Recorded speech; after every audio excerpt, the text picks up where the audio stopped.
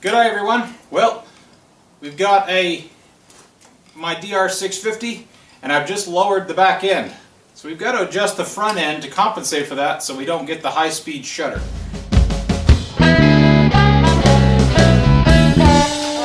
Alright, so I'm going to try to sneak a measuring stick in here. But, so when I bought this bike, it was on the higher setting on the shock on the rear. And on the front, it was set here at about a centimeter. The forks were set about a centimeter above the triple clamps. Now the stock setting is to have these set flush. So right here at this, this should be flush with the triple clamps here. So you should only see this nut on top. And I'm not sure why that is, but this bike ran very well with no shutter, even at 80 miles an hour. So now that I've dropped this fork spring, I'm going to have to adjust this fork in here to compensate. So what I'm going to do to start with is I'm going to just play with this, because I know that these springs have already been worked through, because they're certainly better than the stock springs. And from what I understand, there's gold emulators and stiffer springs in there, and so I don't want to mess with anything that's in this fork itself. And so one option is to go ahead and move the forks up. So I'm going to carefully do this, and I'm just going to basically double what's here, and then I'll have to take it for a test ride and just see how it feels. Now, just as a word of caution and warning for anyone that is cringing at this. I'm a fairly experienced rider, and when I say I'm going to go test ride this, I'm going to be very cautious, and I'm going to slowly speed up, and if I sense any kind of wobble, then I'm going to just slowly back down off of that, and and then I can make some further adjustments. Any adjustment to suspension, front or rear, can cause lots of problems, and one of the more common problems that we see that it result in injuries or death is what we call tank slappers. And so what happens is the weight of the geometry of the suspension versus the bike versus the wheels, that all gets knocked out of whack, and that causes a shutter that's kind of like this at high speed. And that's usually due, at least in this case, to the front wheel coming up off the ground. And just slightly at that high speed, the bike is trying to correct itself, so it comes up off the ground, and then as it comes back down, it's a little bit to the side, and then it comes a little bit more. And then one of the big rookie mistakes that causes this to become a tank slapper or a big problem is we fight that and push harder on and grip harder on the bars, and that increases the amount of movement back and forth. We also have a tendency to twist on the throttle, and whiskey throttling that makes that even more extreme, and so at 70 or 80 miles an hour you start getting this type of movement, and that's where you've seen videos possibly of death wobble and throwing people off. And if they're lucky, they get a fair amount of road rash, and if they are not lucky, they get a whole lot more than that. So like I say, I'm going to be very cautious with this. I'll bring it up to 30 miles an hour, then 50, then I'll slowly go up in 5 mile an hour increments, and eventually get up on the freeway and take a look at it that way, and until we find the right setting. So I'm going to move this at first 1 full centimeter up and see if that makes the difference. Now here's my reasoning behind that. Down here on the fork, we moved from this lower bolt to this upper bolt, and you can see here these bolts, if I'm measuring from the lower part of the bolt to the lower part of the bolt hole there, it's about 15 millimeters, 1.5 centimeters, as you might be able to see there. So as we make adjustments here, I don't want to overdo it, so I'm going to underdo it, if that makes sense. Now, when I moved this bolt originally, it showed signs of that bolt actually being in the upper position at one time in the past. This is a 20-year-old bike. It has been very gently treated, but it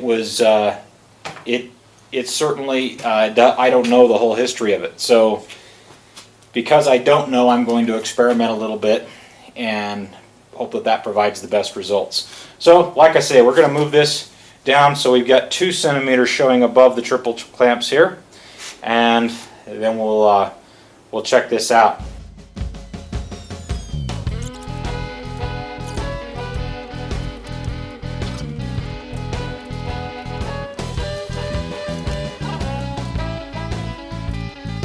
And these are a 14 millimeter bolt, and it's the bolt that holds on the blinker assembly if you have the stock set up on these, or the headlight assembly if you would.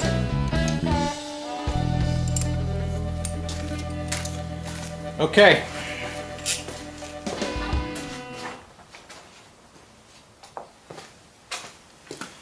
So with those bolts now situated, I'm just going to rock on my stand a little bit and see if I can't get these to come down.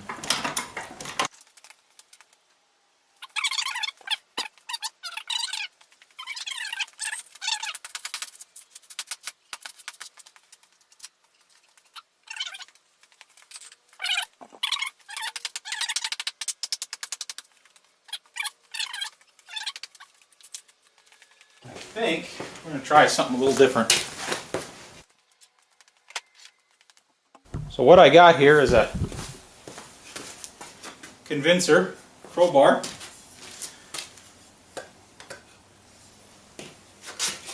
I'm going to see if I can apply enough force to push these up.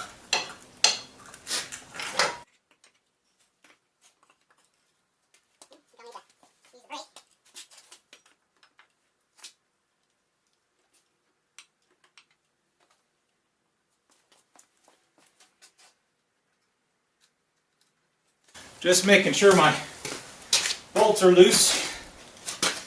And I'll apply the brake.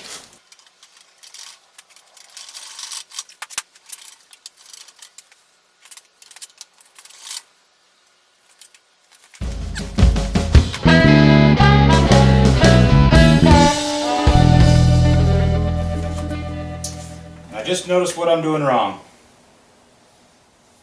So, it looks like this clamp possibly is actually holding this from dropping in. So, I'm going to loosen that up.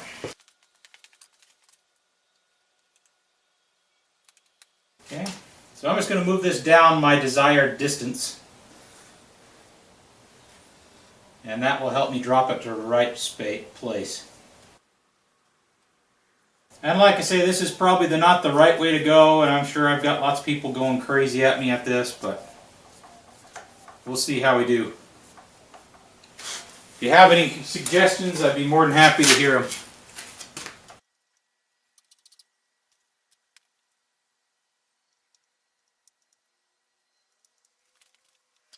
Now that we move those fork braces, this should be a lot easier. I'm going to go ahead and use my same technique. I'm going to grab the brake, use this crowbar,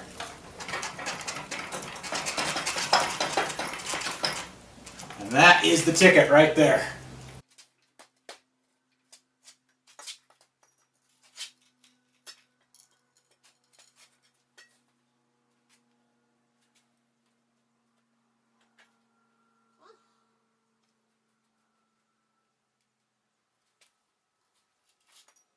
Alright, so here's a quick tip for you. Have the tools you need when you actually raise it up.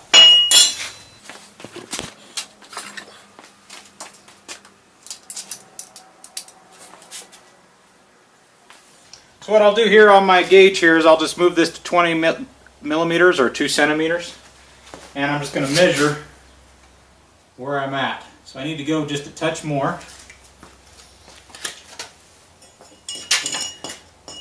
So I'll raise this up, and this is kind of precarious, and again, people are probably going to be screaming at me, but so I'm going to measure this, and that looks right at 2 centimeters right there. Okay, so now I'm exactly where I want to be. I'll keep holding this brake on. I'm going to go ahead and tighten this up.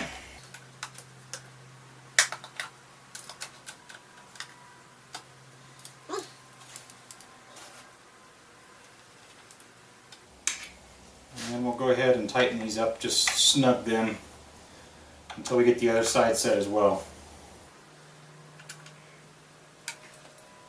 And now I'll go ahead and let this down. And I think this other side might be close, but might have to still do some adjustments.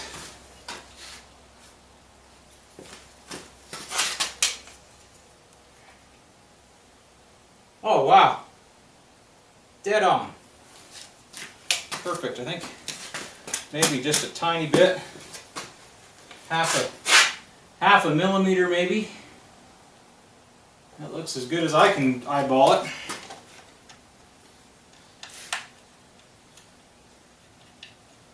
So I'll snug all these up and we'll see what we see.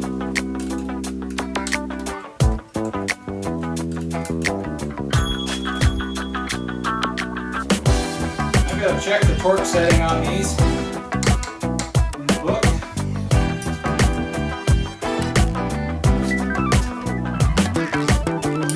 But I'm certainly not going to torque them as much as they were torqued. They were targeted probably close to 60 pounds, I think. And that is far too much, I believe.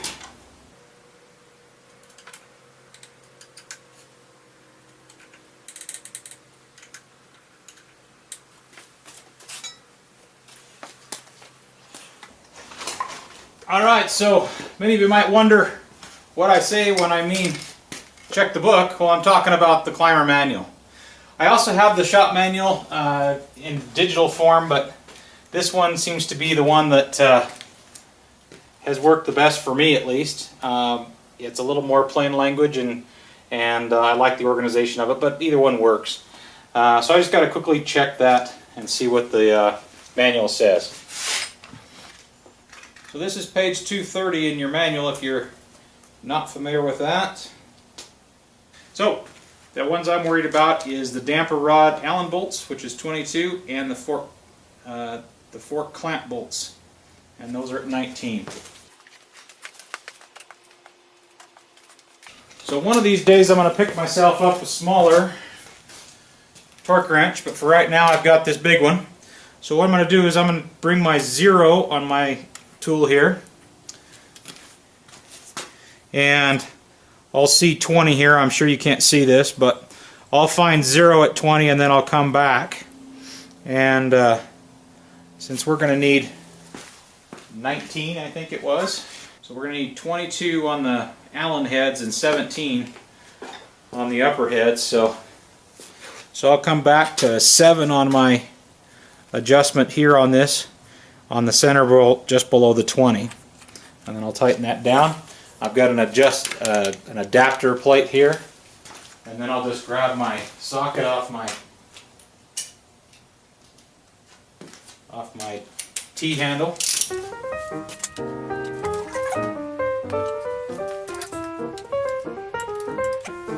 Let's check those twice.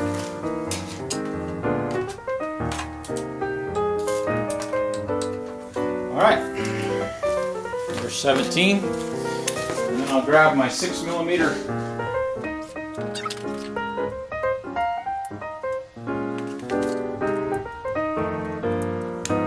I've got 7, I've got 8, and I've got a 1/4 inch. I don't know how that happened. I've got 10.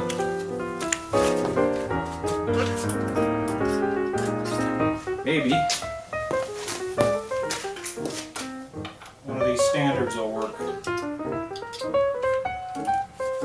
So unfortunately I don't have the standard or the other in the socket for that one, so I'll just have to do that by feel. So I don't know really how to do it by feel, other than I want to know that it's tight. So I'm just going to kind of tweak on it and give it my best guess as to what is correct. I'll have to get myself a proper set of ratchet style Allen heads so I could use my torque wrench and get it right. But that will have to do for now. Since it was torqued way over that spec to begin with, I'm not too worried about it.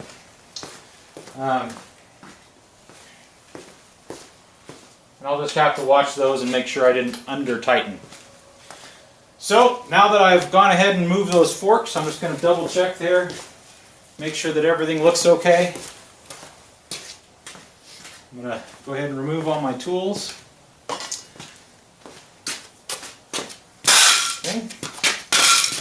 And then of course some of you may be wondering about this shoddy this shoddy setup I have for a stand.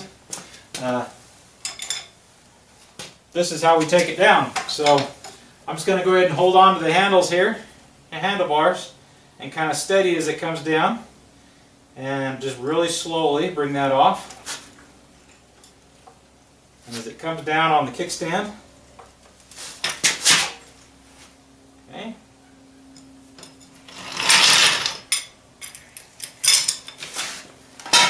And that's all there is to it.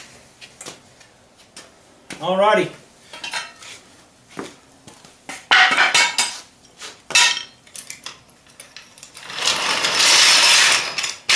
Well, I'm going to get my riding gear on, and we'll go take this for a spin.